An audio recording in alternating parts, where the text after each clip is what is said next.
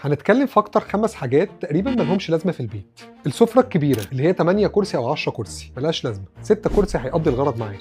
ناس كتير بتاخد كومود جنب السرير بس بتاخد شكل الكومود كبير، ممكن يكون 3 درج او 4 درج، بتضايق المساحه بشكل مبالغ فيه مع ان ملوش اي لازمه.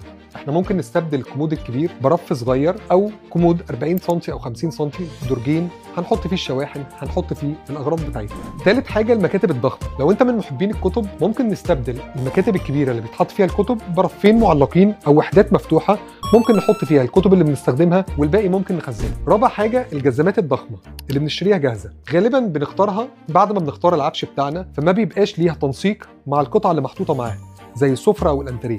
ممكن نستبدلها بجزامه بس العمق بتاعها صغير وتبقى من نفس روح السفره. في البيوت اللي السقف بتاعه منخفض بنجيب نجفه كبيره بتكون ضخمه جدا على المكان وبيكون الشكل فيها كارثي. يفضل لو احنا بنجهز نجف لازم يبقى النجف بتاعي صغير ويكون ملائم مع المساحه اللي محطوطه فيه. والافضل والاقيم دلوقتي ان احنا ما نستخدمش نجف اساسا، هنعمل سقف فلات هنحط فيه شويه سبوتات. صح، نسيت اقول لك ما تنساش تعمل فولو لسامي موديل.